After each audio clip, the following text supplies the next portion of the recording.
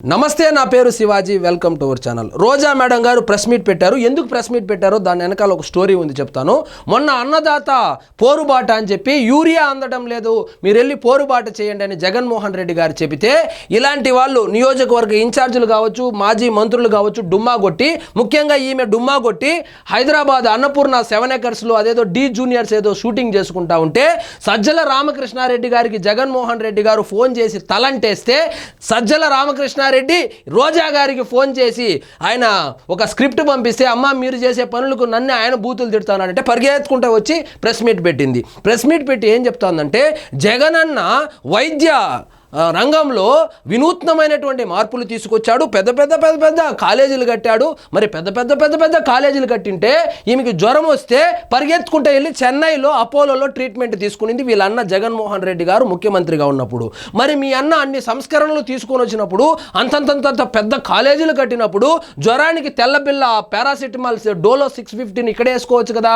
మరి అపోలోలోకి ఎందుకు వెళ్ళిందంటే అక్కడ కనీసం ట్యాబ్లెట్లు కూడా ఉంటాయి, బ్లీచింగ్ పౌడర్ కూడా గతి లేదు. ఈమె వచ్చిందనే బ్లీచింగ్ పౌడర్ కూడా గతి లేకుండా గవర్నమెంట్ నడిపినటువంటి ఈ వైఎస్ఆర్సీపీ వాళ్ళు వచ్చి 17 మెడికల్ కాలేజీలు కట్టామంటే ఏ అవయవంతో నవ్వాలో కూడా నాకైతే అర్థం కావడం లేదు.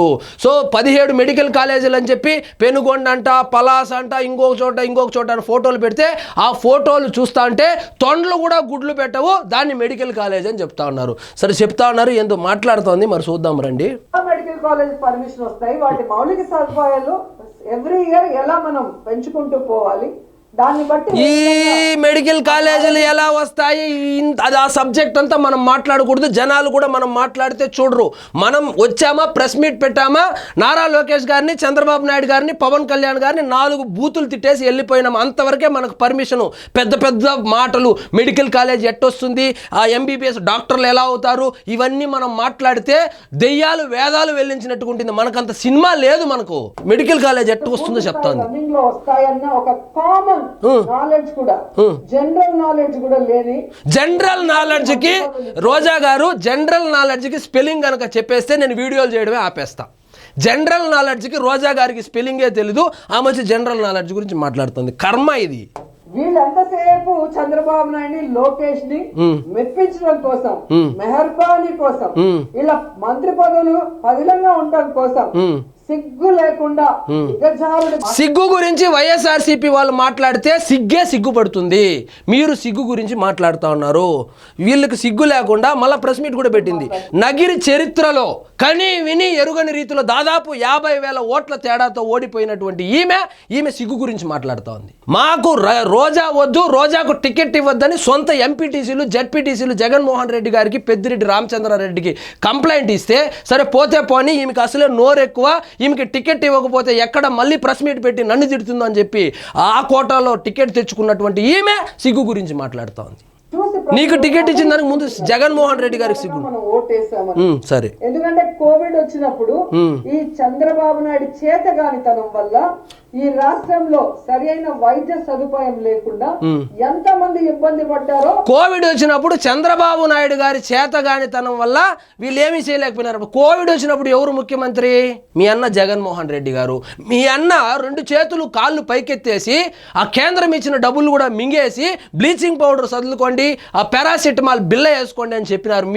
మీరు వచ్చిందని ఇప్పుడు కోవిడ్ గురించి, కోవిడ్ అప్పుడు ఎవరు ముఖ్యమంత్రి కూడా తెలియదు ఈమె జనరల్ నాలెడ్జ్ గురించి మాట్లాడుతా ఉంది. ఎందుకంటే మేమంతా ఆంధ్రాలో ఉన్నాం, వాళ్ళ నియోజకవర్గాల్లో ఉండి పార్టీలు చూడకుండా, కులం చూడకుండా. మీరు ఎన్నిసార్లు తిరుమలలో దర్శనానికి వెళ్ళారో అన్నిసార్లు కూడా నగిరిలోకి అడుగు పెట్టలేదు కాబట్టి మీరు ఓడిపోయారు.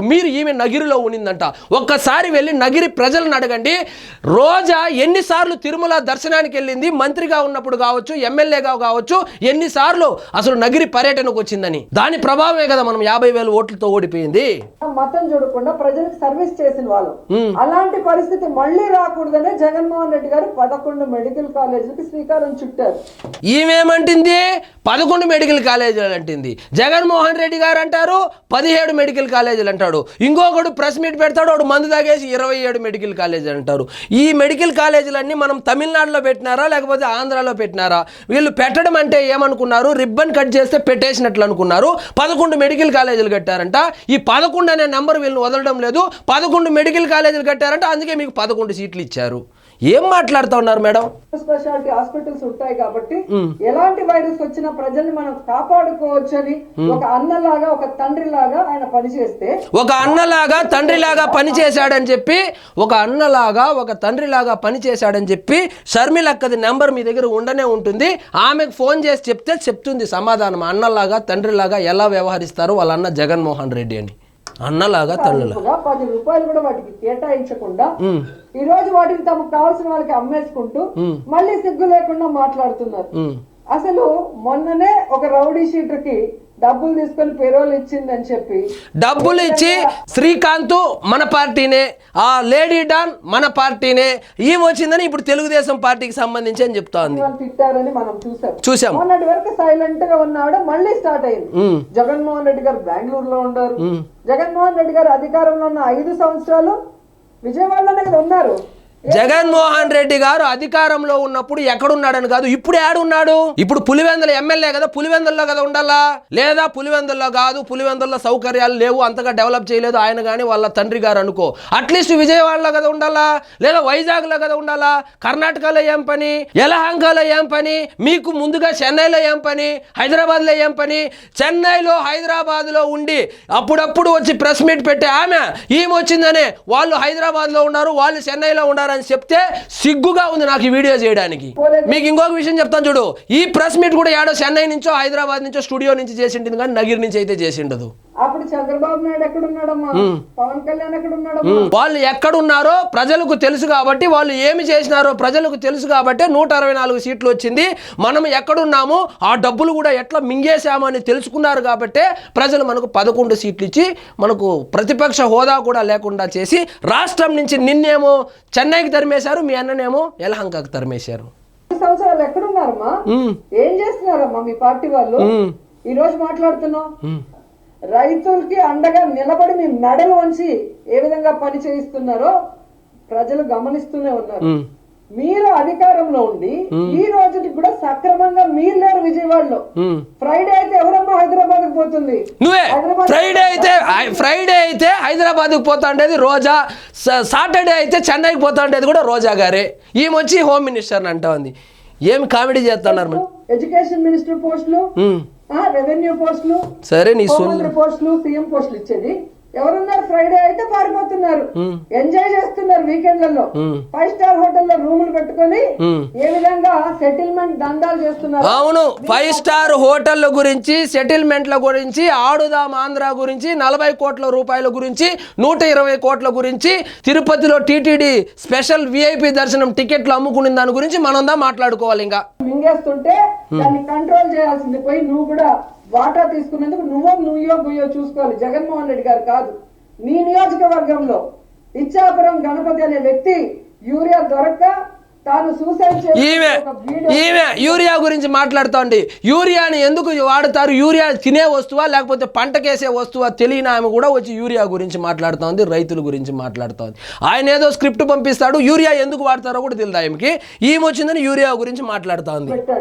ఈ దౌర్భాగ్యమైన మంత్రి వల్ల ఎలాంటి పరిస్థితి ఆ రైతుకు వచ్చిందో చెబుతూ దానికి ఈమె ఇంకొక మాట చెప్తాంది. ఏమంటే చదువుకోని వాళ్ళకంట మంత్రి పదవులు ఇచ్చేశారంట. జగన్మోహన్ రెడ్డి గారు మంత్రి పదవులు ఎవరికి ఇచ్చారు?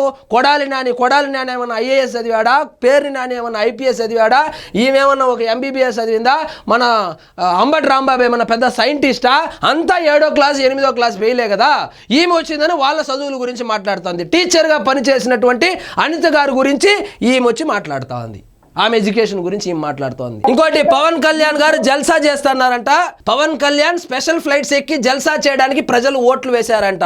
మరి పవన్ కళ్యాణ్ గారు నిజంగా అధికార దుర్వినియోగానికి పాల్పడి ఉంటే మన విజయ్ కుమార్ దగ్గర కేసు వేయించారు కదా మీరు. మరి కేసు ఏమైంది? ప్రూఫ్లు సబ్మిట్ చేయమంటే ఎందుకు పారిపోయినారు? ఆయన సొంత డబ్బులతో స్పెషల్ ఫ్లైట్లో పోతాడు, లేకపోతే దేక్కుంటా పోతాడు, మోకాళ్ళ మీద నడుచుకుంటా పోతాడు. మీకు వచ్చిన నొప్పి కానీ కష్టం ఏముంది? మీరు కనుక ఆయన అధికార దుర్వినియోగానికి పాల్పడి ఉన్నాడని మీరు భావిస్తా ఉంటే కేసు వేయండి. కేసు వేయించారు కదా. ఐఏఎస్ విజయ్ కుమార్ దగ్గర కేసు వేపిస్తే ఏమైంది? జడ శ్రవణ్ కుమార్ దగ్గర మీరు కేసు వేయించారు కదా, అదేమైంది? సో ఫైనల్గా నేను ఏం చెప్తానంటే, ఈమె యూరియా గురించి మాట్లాడుతుంది, ఈమె చదువు గురించి మాట్లాడుతుంది.